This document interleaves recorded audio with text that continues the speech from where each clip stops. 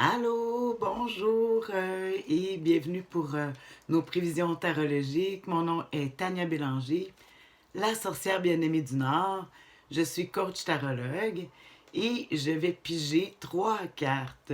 Une pour connaître notre humeur, une pour connaître les défis de la semaine et une autre pour connaître l'attitude gagnante à pratiquer cette semaine du lundi le 27 janvier à ce dimanche le 2 février. Ça y est, on tombe dans le deuxième mois, le 2 février 2020. La semaine passée, j'ai dit 2019 dans ma vidéo. Ah, ça arrive au début. Ouais, alors, cette semaine, comme je dis, c'est des prévisions, c'est pas des prédictions.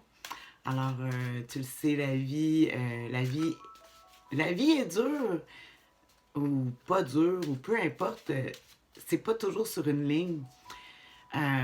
Puis le tarot, moi, qu'est-ce que je propose en étant comme je dis, une coach, euh, je propose un angle de vue. Hein? C'est pas, c'est une façon imagée de regarder euh, ce qu'on vit de façon très générale. On s'imagine que c'est nous, toi, moi, les gens qui nous entourent. Puis on fait avec ça parce que c'est plus amusant des fois que la dure réalité. Tout part de l'imagination. Hein? Ah, quel préambule. J'aime ça expliquer, hein? J'aime ce que je fais. Donc, tu me croiras pas? Alors, l'humeur de la semaine, ouais, c'est le 4 d'épée. Je ris parce que je me suis pratiquée tout à l'heure pour, euh, pour voir l'éclairage, parce que j'ai un petit reflet. Puis j'ai sorti une carte pour le fun, juste pour voir. Et c'était le 4 d'épée, exactement cette carte-là. Puis là, je l'ai remis dans le paquet en me disant, ah, je ne veux pas la revoir, là. Puis en me posant la question, tiens, pourquoi j'avais sorti celle-là? Puis ma réponse est là. Alors, c'est ce que j'aime dire que le tarot, c'est le médium. Moi, je suis coach de formation, coach professionnel. Et quand j'arrive ici avec des hasards comme ça, en tout cas, le 4 d'épée, ça, c'est l'humeur de la semaine. Je vais continuer puis je vais t'expliquer ce que veut dire tout ça.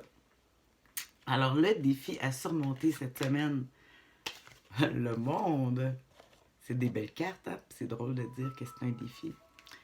Je l'aime beaucoup. Ensuite, l'attitude gagnante à pratiquer avec ces humeurs-là, si on veut le regarder comme ça. Ouais. Le 5 de coupe. Ouais. Ouais. Alors. Écoute, je suis... j'allais dire, je suis sans mots, ce qui est pas une petite chose dans mon cas, pour ceux qui me connaissent. Donc, je vais y aller. Alors, ici, le 4 d'épée. Les épées représentent les pensées, les idées. C'est l'air, c'est comme le 4 de pique dans les petites cartes. Fait que si on s'imagine que l'humeur de la semaine, ici, c'est la 4 d'épée, c'est la carte habituellement qu'on parle de la récupération. Euh, recharger les batteries. Tout le monde, là, tu sais, ça me fait penser qu'on a donné un grand coup. Tu sais, janvier est arrivé, Noël, on a fait plein de choses, on a démarré plein de choses. Mais on dirait que peut-être que, ouais, on a donné un bon coup pour embarquer dans plein de choses. Mais là, qu'on sent une fatigue, qu'on sent que notre corps est fatigué. De penser aussi les idées aussi, peut-être suspendre un peu ça dans le but de recharger les batteries. Excuse-moi. Je m'en étouffe du 4 d'épée. Fait que de refaire ces batteries, moi, ça me parle beaucoup. Je me suis bien lancée. Puis là, en même temps, je me dis, oups, il faut peut-être ralentir aussi pour une réflexion. En tout cas, de toute façon, on peut voir les gens autour de nous qui peut-être vont être plus, pas distants, mais vont vouloir reprendre, en tout cas, du temps, prendre du temps pour eux. Fait que l'humeur est comme ça cette semaine. Récupération. C'est le mot clé, récupération. Mais si on veut récupérer le défi de la semaine, là, on voit la carte du monde. Écoute, comment veux-tu récupérer quand tu es dans le monde?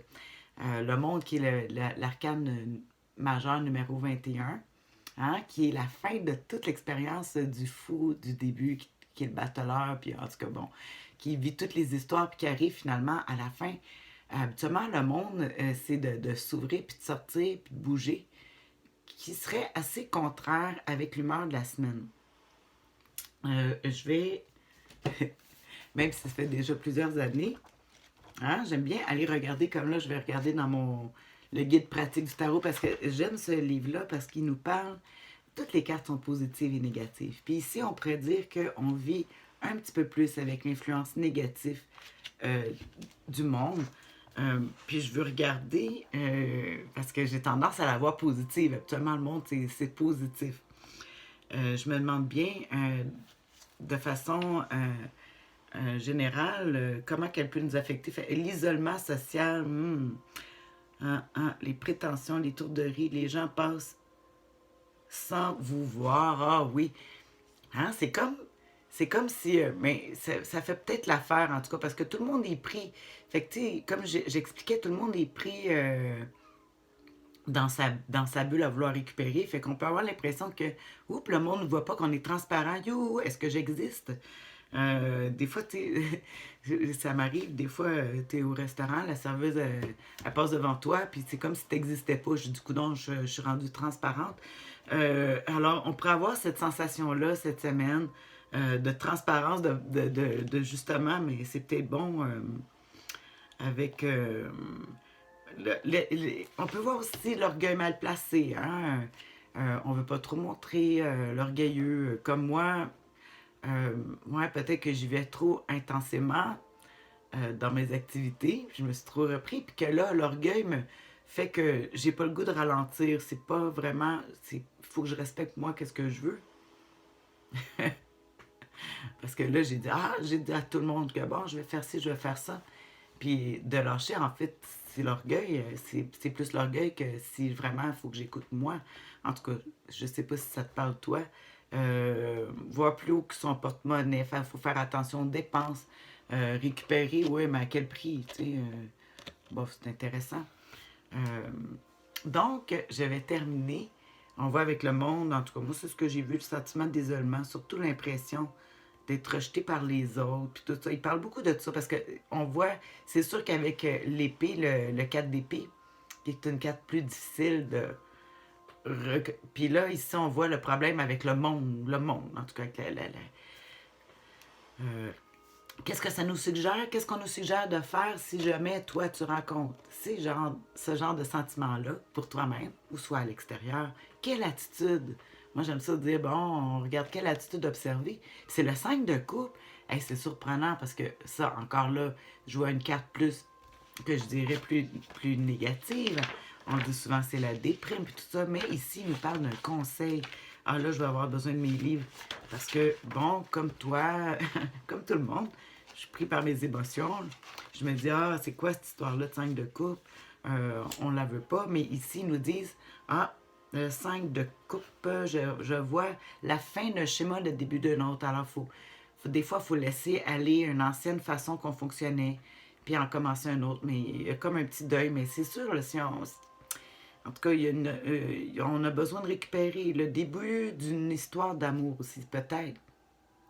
Une nouvelle passion. Développer une nouvelle passion.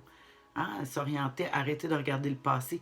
Parce qu'ici, on dit, il y a 2 coupes, on le voit pas dans cette image-là, mais il y a 3 coupes de renversés. Puis c'est drôle parce que c'est cette carte-là que je vais dessiner aujourd'hui, dans mon tarot, aujourd'hui, cette semaine.